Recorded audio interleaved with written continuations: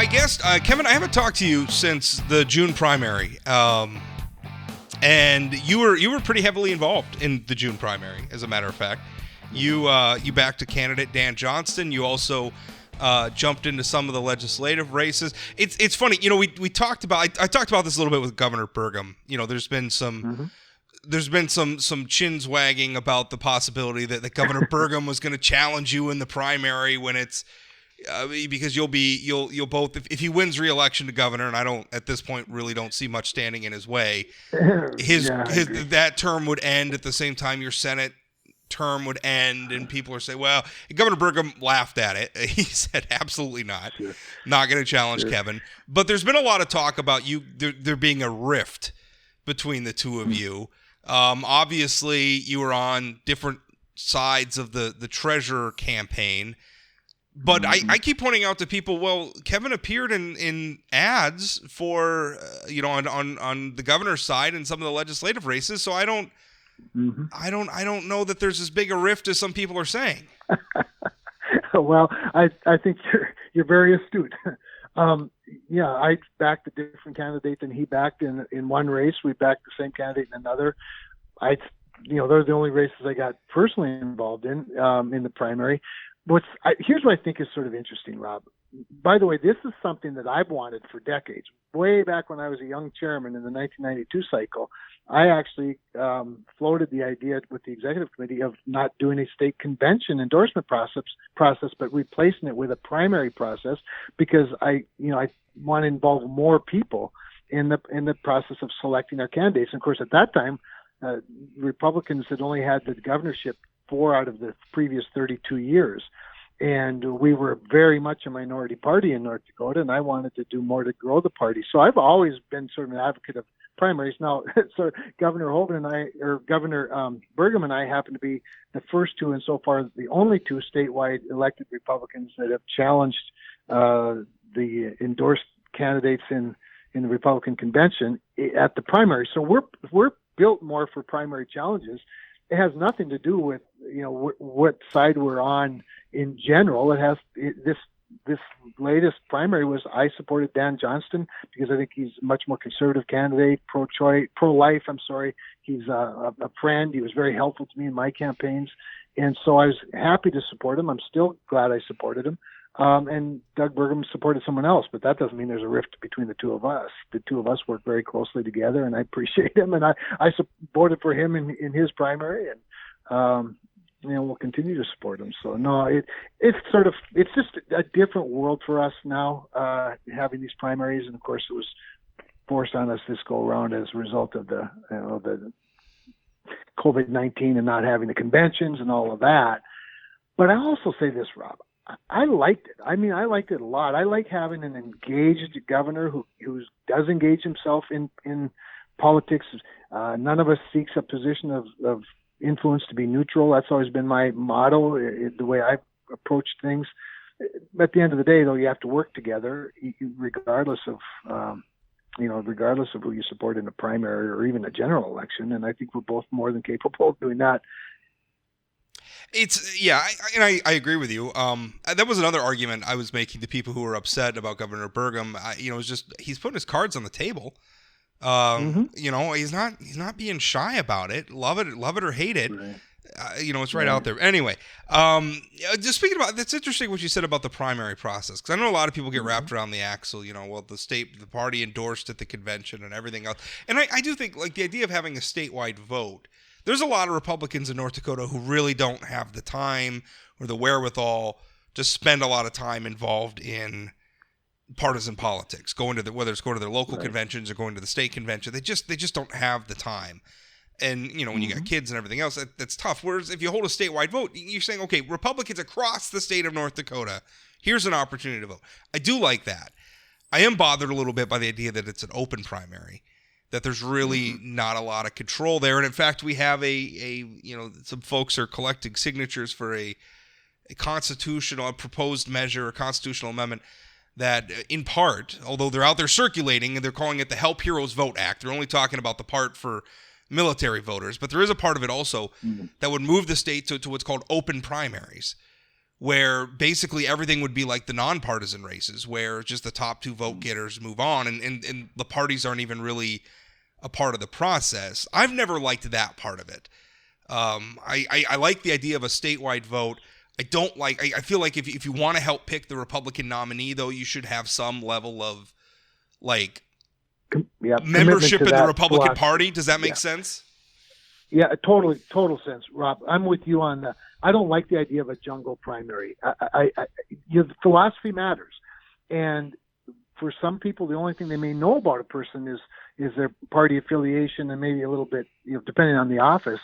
And so, philosophy matters. Governing philosophy certainly matters. Convictions matter, and the party label says something, at least something about the person.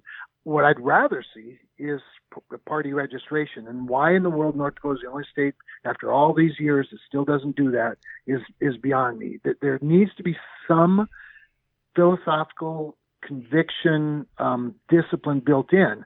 But I always agreed with what you just said about the party structure as we do it today, and that is these conventions. It's not just a matter of time. It's pretty expensive to go to a state convention. And it may not seem like it to the activists who do it all the time, but you basically are having a pay-to-play election when you have a convention process exclusively, particularly at the statewide level. I mean, because a lot of it depends where the convention's at. I mean, if the convention's in Grand Forks and you live in Grand Forks, okay, that's probably a pretty cheap convention to attend. If the Grand Forks, if you live in Bismarck and the convention's in Grand Forks, and now there's the driving, there's the food, there's the lodging, plus the dues and everything that you have to pay to be a part of the convention, that becomes prohibitive. It does. No, so I'm with you. We should find a balance where there's some philosophical discipline built in, but also it shouldn't be a pay-to-vote system, and it shouldn't be exclusive.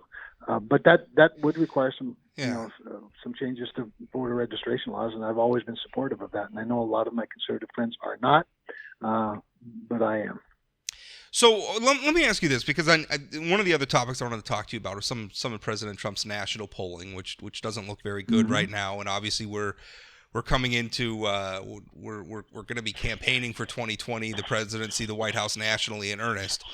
I say in earnest, like this campaign hasn't been going on for like 2 years already. Sure. But anyway, but we're getting down to the nitty gritty. Here in North Dakota, obviously very pro-Trump state.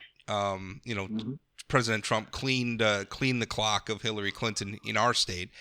And frankly, there was a Trump wave. I mean, you look at some of the down ballot elections, you look at some of the legislative races that the NDGOP is tasked with defending this time around. We picked up a lot of blue seats or purple seats, whatever you want to call them. The NDGOP did. Sure. So, President Trump, obviously very popular here, I guess is the point I'm trying to make. But yet his endorsement of Dan Johnston didn't put him over the top. Tom Beadle won that race pretty decisively.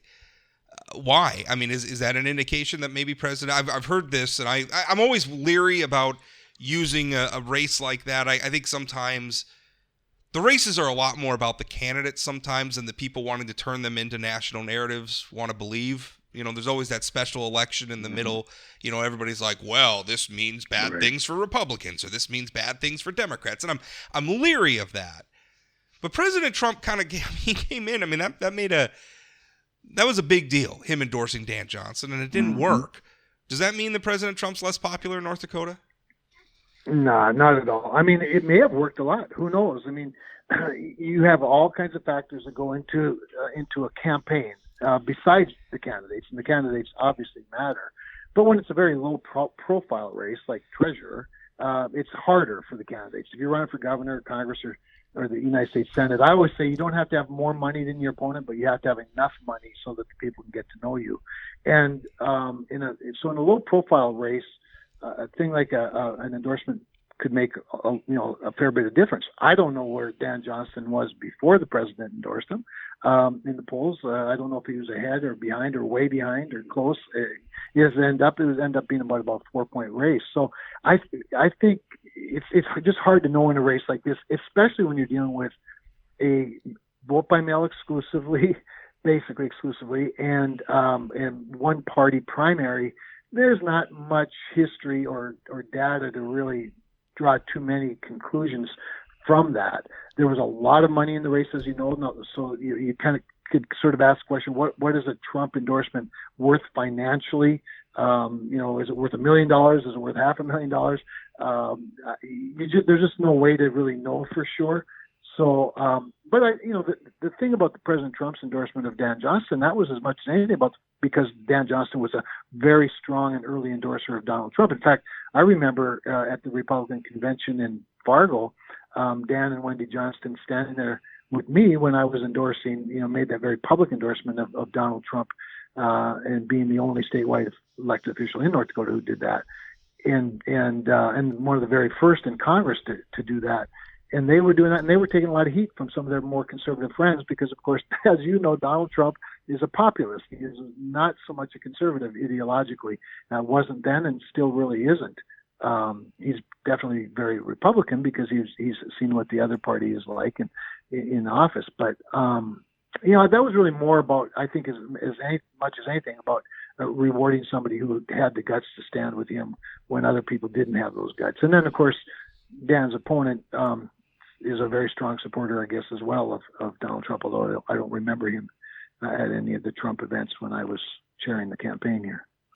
Do you feel? Let's switch gears and talk nationally, because again, 2020 race coming down. John Bolton has managed to unite Washington D.C., created a huge amount of bipartisanship, in that everybody doesn't seem to like him very much right now, and I think for good reason. I think whether you believe what he has to say about President Trump, you think President Trump's the worst person in the world, or you think President Trump's the best person in the world, or you're somewhere in between. The way John Bolton is doing this seems calculated and cynical and deeply self-serving. Still, he's saying some pretty horrendous things about President Trump. He's certainly not the first former member of the administration to do that. And I think there is a point where whatever you think of John Bolton, you have to ask President Trump, why do you keep hiring these people that you then turn around and say are weirdos or terrible people or whatever President Trump ultimately ends up saying about these people? I mean, the rebuttal to that is, you hired them. Yeah, it's an interesting point because from the very beginning of the John Bolton hiring, I thought it was peculiar because they're nothing like each other in terms of their philosophy, especially as it relates to national defense and to war. As we know, they're both hawks in the sense that they like a strong defense, but Donald Trump's never been an advocate for getting into a lot of wars and Bolton's an interventionist. Our force. Bolton's an interventionist, and President Trump represented a departure from sort of the Bush era interventionism. President Trump, for Republicans, represented the departure from that. So you're right, John Bolton was an odd choice. But it never made sense. But I do think that Donald Trump, if he has any, we all have our flaws, and one of his, I think, is that he has a tendency to to believe that his persuasiveness is going to win the day in every relationship. The other sort of irony of it is that John Bolton is one of these hires that I think Donald Trump made because he liked watching him on the news shows and liked his bare knuckles demeanor and style and the way he'd pound on issues and he likes that characteristic about guys like John Bolton. The problem is that when John Bolton became the national security advisor, he thought he was being hired to be the commander in chief. And he was just a national security advisor, and the president didn't always take his advice because he disagreed with him so vehemently. And so, that now you made the point that there's something unseemly about the way Bolton's approaching the book. Clearly there is. I mean, even some of his claims are so outrageous, and they're not corroborated by other people who were in the same room at the same time as some of these events supposedly happened. And it's very opportunistic in the fact that he got a $2 million deal and now he's making more money selling the book.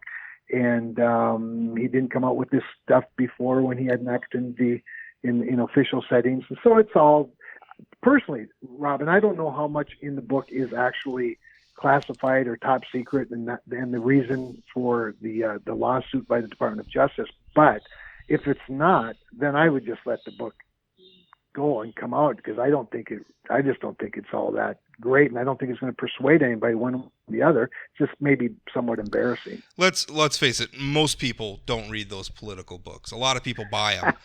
Most Right. people aren't reading Right. them because they're trite and they're self-serving, and usually out of the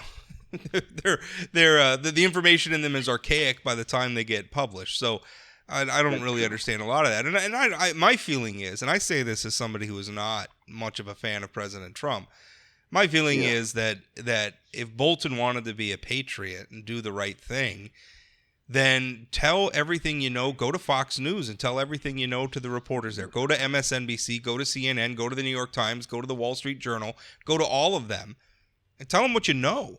If you feel it's that important, then speak out, and don't do it in the context of, I got a multi-million-dollar book advance and I'm going to put it in this book and you'll have to buy the book. Don't do that. That's not a patriotic move. And I say that as a full-on capitalist. I don't have any problem with people making money. We all want to monetize. But don't monetize your patriotism. That makes me think that you're still president. Yeah, that makes me feel like you're trying to make a buck and not trying to inform the public or tell the truth. That's right. So what do you think? That's why I think it's too. I'm gonna ask you if President Trump's gonna win re-election, and you're gonna tell me yes because you're a President Trump supporter and you're a Republican and the U.S. Senator, and you're not gonna say anything else. But I gotta tell you from the outside looking in 2016, President Trump threaded the needle, right? I mean, he did not win the popular vote. He won in the right places and won the Electoral College vote. And this time around, I mean, I think there's sort of a feeling, because that 2016 win was so shocking for so many people, including me, that, I think there's some belief that he's got some magic, that he could pull something off. But in a tradition, I realize it's probably a mistake maybe to use a traditional political analysis in the Trump era. But, I mean, how many times can lightning strike for this guy? Things look really bad right now. I'm not sure that his handling of the national protests have all been all that well. He continues to pick fights that he doesn't need to pick. I sense a public, even among his supporters, a sort of weariness of some of the constant turmoil and chaos. And part of me, I feel like that's going to come back and bite him at the ballot box. Now, I also thought Hillary Clinton was going to win, so what do I know? But it does not look good right now. As a Trump supporter, tell us why. How can he pull this out? He can pull it out, and one is, remember, he is starting rally. When over 1 million people sign up for the place that'll hold there is a pent-up enthusiasm about him, like the war, and maybe even more than there. 16. It is that loud, the quiet party that's now going to be given its voice, and with a Trump rally and maybe hopefully multiple rallies. And the COVID-19 has been really difficult because it's taken such of the politics out. Here's the other thing: the COVID-19 has created. I hasn't handled the COVID-19 thing quite well. Joe Biden going to hiding. Joe Biden, remember, no incumbent can't find in a vacuum. There is another, and usually that other side is down. And this, the other side being Joe Biden, is the greatest gift.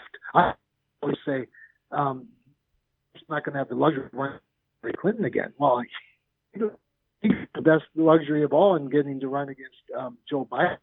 And I didn't believe that at first. Early on, I thought Joe Biden was by far their best candidate. People like him, affable guy.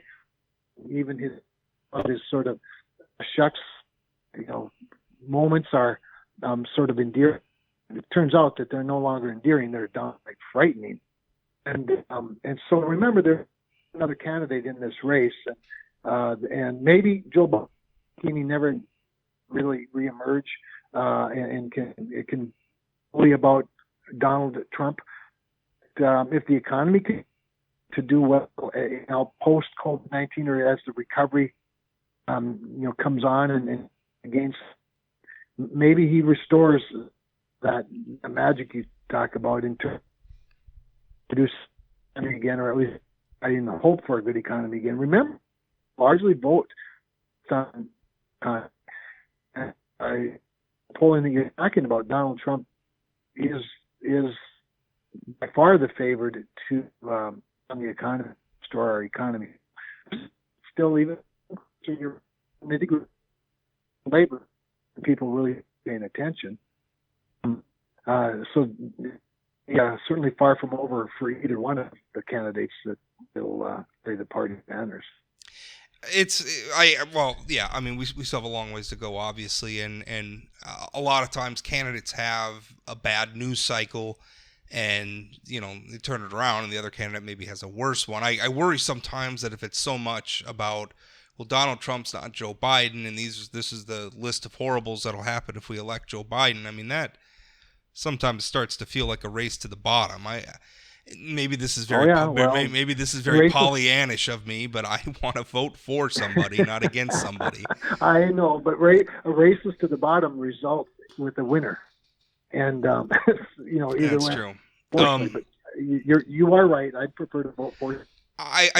To your point, I think one thing that people are forgetting, and I've been trying to point this out, is that the Obama administration, although clearly very different stylistically and rhetorically, was also a very, very divisive administration. And the proof of that is, look at what happened in elections, not just in Congress, but look at the number of governorships that Democrats lost in the Obama era. Look at the number of legislative houses that they lost control of under the Obama administration. You can go look up these numbers. I don't have them right in front of me.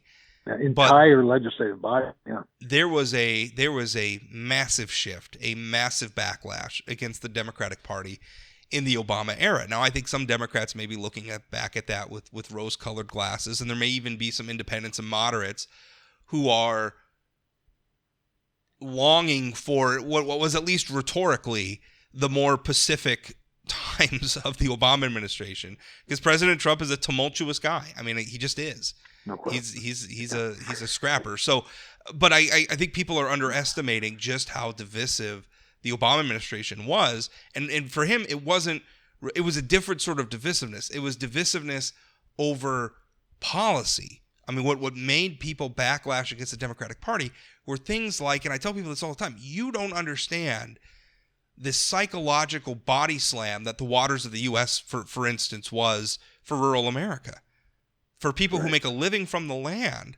I mean, you want to talk about what we wrote, that is a big, it wasn't the silver bullet, it wasn't the reason, but it was issues like that. It was actual policies. So I think there's a lot of people saying, well, President Trump annoys me, and I don't like the guy, and I would never want to hang out with the guy, but he's not going to pass policies that are going to destroy my job. Right. Well, so I would say, Rob, to your point, today largely because of Barack Obama. Let's not forget the whole party movement was started in Obamacare. It was sort of it was the ultimate illustration of what socialism will look like if we allow this to continue. And even we didn't have a single Republican in Congress before and hadn't for quite a while. And so positioned ourselves with Ed Schaefer winning and John Hoeven following that up with it, all of that. But in many respects, Byrd, remember winning against Earl Pomeroy, that was a backlash. Obama and Obamacare. And Hoeven, of course, was very well positioned and he carried Byron Dorgan off, but now here we are with an all-Republican delegation. I'm the first Republican in my lifetime to hold this position, and to your point, and a lot of it's, but it was very divisive in terms of the blue parts of, and we sort of gravitated to corners after he got elected, and we've been in those corners ever since, really. That's funny. People think of North Dakota as such a deeply Republican state. You're the first Republican to hold that seat, I think, since the Truman administration, I want to say. Yeah, I don't know what the administration, but it was.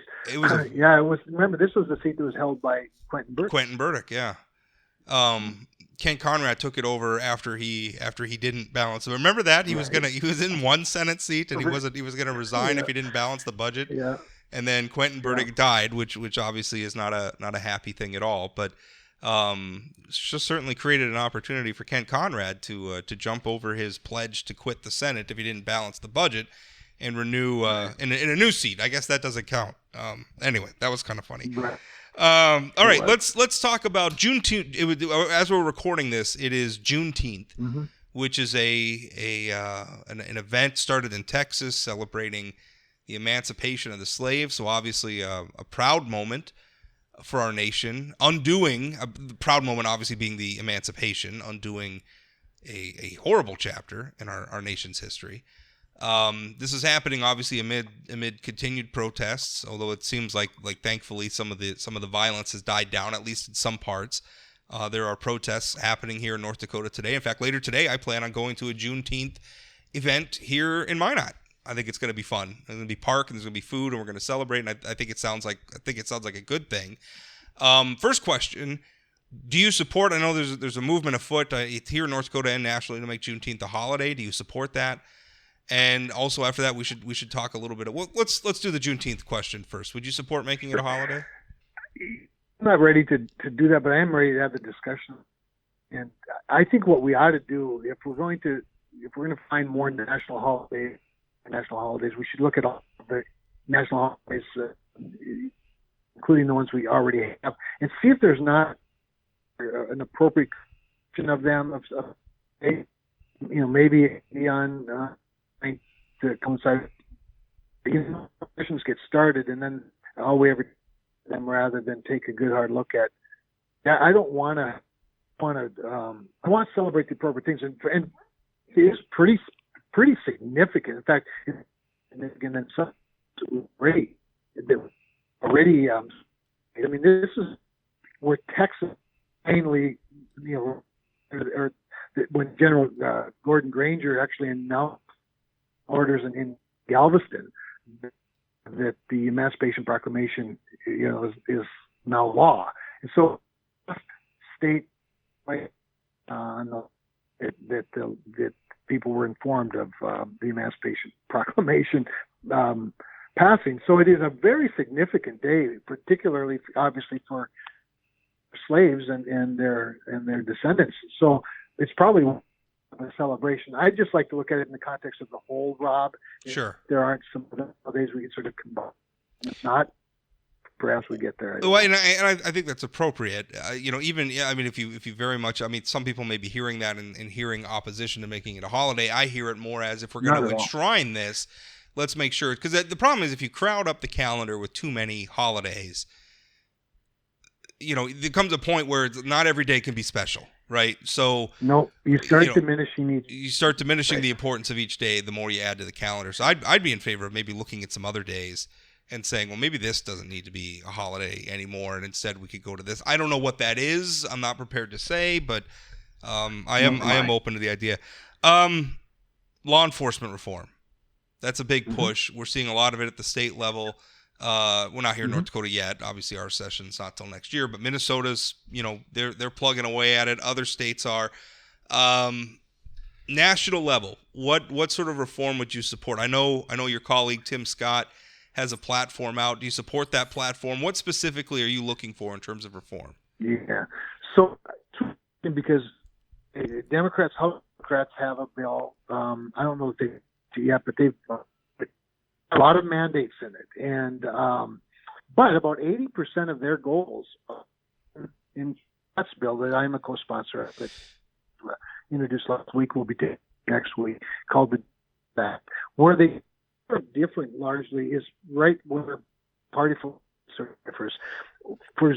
Hey Kevin, you're breaking up a lot. I don't know if you can hold it closer to your mouth or hold your phone in a different way, but we're getting a lot of breakup. Yeah. Okay, I'm going to go a little closer to our bill, the Senate bill, the Republican bill that Tim Scott introduced, is more using the federal government than the power of the federal government, because law enforcement is largely and appropriately a local, state, county, city, municipal issue. And what we want to be able to do is use existing grant programs, maybe even add some to them to make sure that especially rural or smaller departments have the training for training. And we hear this a lot from sheriffs. I hear this small town police departments that they want to be able to provide more training for their officers. Body cameras, which, as you know, serves as both a sort of a backstop, if you will, accountability tool for the and also frankly a defense tool too. If the officer didn't do anything wrong. And I don't like to say that in a larger context, because sometimes proponents of the surveillance state are, well, if you're not doing anything wrong, what do you got to worry about? But if you're talking about a public servant who is going about their duties, and exercising one of the most awesome powers that the government has, which is police power, I think it's appropriate to have a recording of that going on. No question. It didn't do anything wrong. It's evidence, right? Right. And it's also, because it's there, it proves as a reminder of something. Have more reporting. So speaking of your point to that, I'm not a data collection. The data can be personal and you. However, there's only about 4 police departments in the country that actually data or information police departments are performing. There's too much use of force, or if there's cases or lawsuits brought, or cases against the officers in a particular department using too much force, of even shootings and death in the custody of the police departments are not reported broadly. First, officers who have a lot of problems, personnel problems, they tend to move on to the next city or a couple of cities, another job, have the same problems, and in some cases, in fact, some pretty high-profile cases, many problems. And so, we want to provide the tools and leverage to reward good outcomes, provide the resources. Smaller, probably not, a little poorer, have the resources to be able to meet the higher standards, but not mandate them. Even things like chokehold.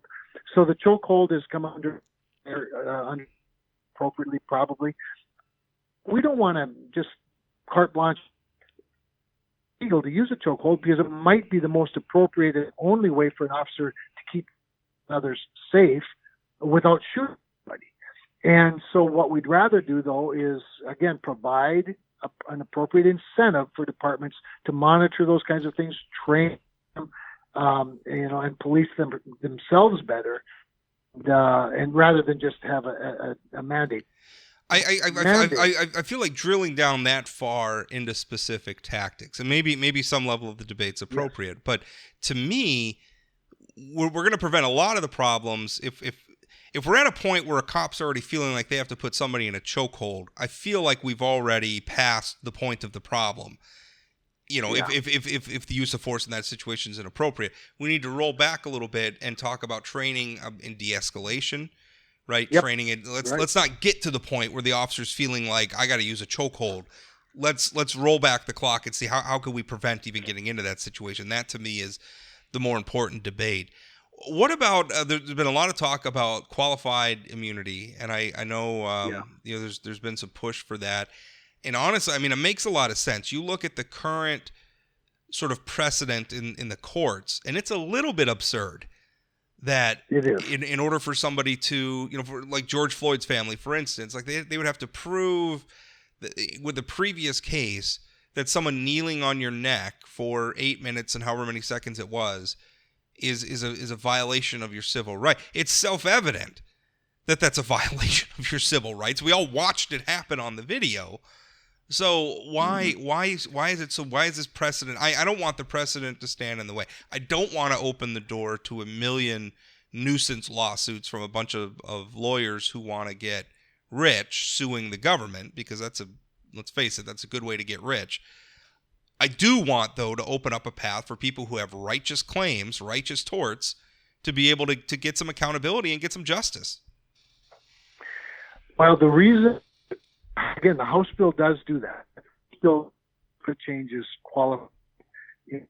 This at least does not touch it at all. And the reason, our reasoning, my reasoning for supporting something that doesn't touch it now. That's not to say we're not going to have a debate about it. We get it on the floor.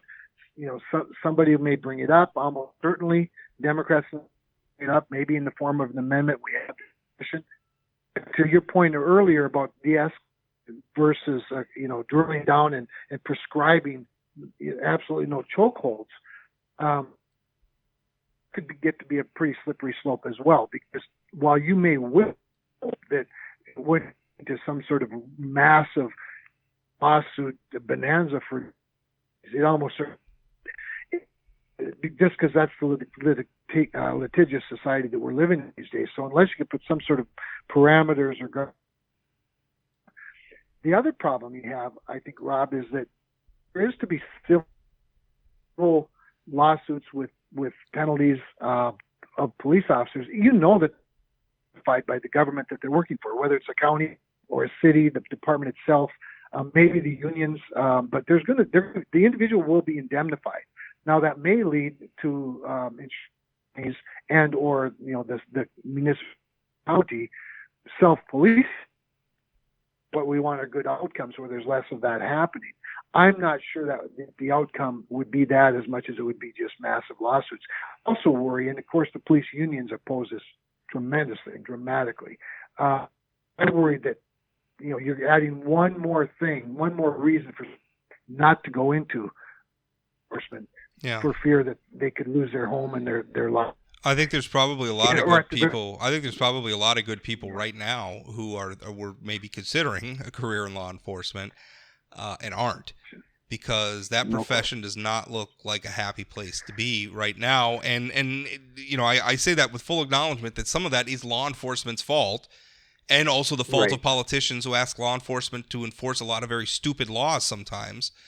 But on the other side, we can't create a situation where nobody wants to be a cop either, or only not so good people. I mean, we want lots of good people who want to be cops because it looks like a great way to serve your community. Well, and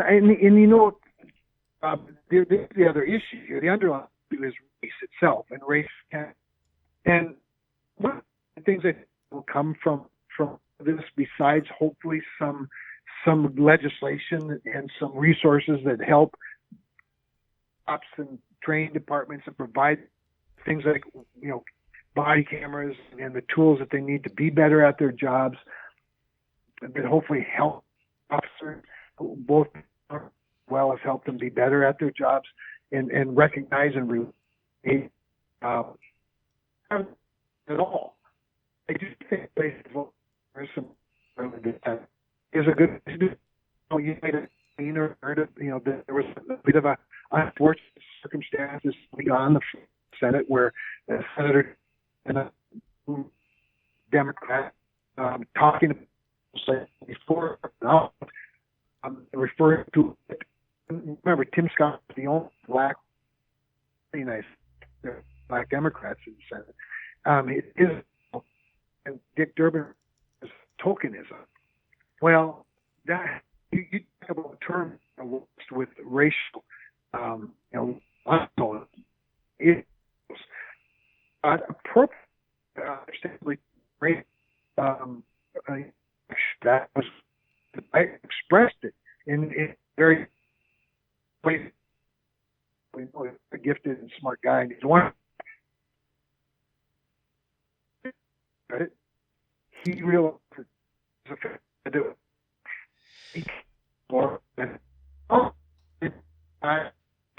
Apology. Well, Kevin, I think we're gonna cut off your cell phone connections. We've reached a point where I can't even really understand what you're saying. But I think you were talking about some of the accusations of tokenism against Tim Scott, and I think we got the gist of sort of where you're at on law enforcement reform. So we'll leave it at that. I already used up more than our allotted time anyway. So thank you for being generous with your time. I owed it to you. And we'll talk again soon. All right. Thanks, Rob.